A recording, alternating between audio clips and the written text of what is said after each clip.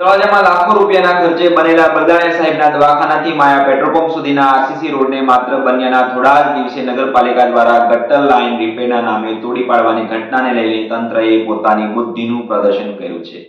ત્યારે શું છે સમગ્ર ઘટના વિગતે વાત કરીએ આ વિડીયોમાં। સરકાર લાખો રૂપિયાની પ્રજા પાસે ટેક્સ સ્વરૂપે ઉઘરાવી નગરના વિકાસ માટે ફાળવે છે, પણ અહીં પ્રજાના રૂપિયો વેડફાતો હોય તેવા દ્રશ્ય જોવા મળી રહ્યા છે। ત્યારે પંકજ બારૈયાએ જણાવ્યું છે કે ઘટના માત્ર રોડ તોડવાની નથી, પરંતુ જાહેર નાણાંની ખુલ્લેઆમ લૂંટ અને વહીવટી બેદરકારીનો જીવંત દાખલો છે। રોડ બનાવતા પહેલા ગટર લાઇન, પાણી લાઇન કે અન્ય ભૂગર્ભ સુવિધાઓની ચકાસણી કરવાની જવાબદારી કોની હતી? શું કરોડો રૂપિયાના આયોજન કોઈ ફાઇલ પર આંખ મીચીને કરી દેવામાં આવે છે?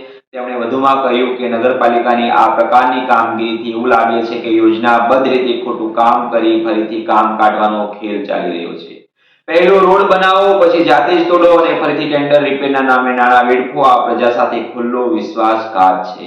ત્યારે આ ઘટનાને લઈને અમે અક્રમભાઈ ગોરાણી સાથે વાત કરતા જણાવ્યું હતું કે સેક્શન મશીનની પાઇપ જે વચ્ચે ભરાઈ જવાને કારણે ના છૂટકે વચ્ચે રોડ તોડવાની ફરજ પડી હતી। દરેક અધિકારીઓને સાથે રાખીને આ નિર્ણય લેવામાં આવ્યો હતો। આ નગરપાલિકાએ બુદ્ધિનું પ્રદર્શન કર્યું કે બુદ્ધિનું દિવાળો ફેંકવું, એ અમને કોમેન્ટમાં લખજો। ત્યારે પંકજ બારૈયાએ આ બાબતે શું કહ્યું છે તેને સાંભળીએ। નામ પંકજભાઈ બારૈયા, વોર્ડ નંબર 4ના નગરસેવકના પ્રતિનિધિ। આપણે બલદાણિયા સાહેબના દવાખાનાની સામે જે પેટ્રોલ પંપ સુધીમાં જે નવો રોડ બને છે, હવે રોડ બની ગયાના ત્રીજા દિવસે ખાડો ખોદી રાખેલો છે નગરપાલિકા દ્વારા। તે અગાઉ રોડ બનતો હતો એ પહેલાં 2 દિવસ 3 દિવસ ગટરનું કામ આવ્યું તો એ રિપેર કરી ન શક્યા અને ઉપર રોડ બનાવી નાખ્યો છે। અને રોડ બની ગયા પછી પાછા બીજા જ દિવસે ખાડો, બીજા ત્રીજા દિવસે ખાડો ખોદી નાખેલો છે, જે હાલમાં 5 દિવસથી 6 દિવસથી રોડની વચ્ચે 6 ફૂટનો ખાડો છે કે માણસોને હાલવામાં તકલીફ પડે છે। હવે રોડ ખુલી ગયેલો છે। બીજા નંબરમાં પાલિકા કેવું કામ કરે છે એ નજરે જોવે છે તળાજા આખું, કે અગાઉ રિપેરિંગ કર્યું છે તો પછી પાછું વાહોવાય રિપેરિંગ તો કેવું કર્યું છે।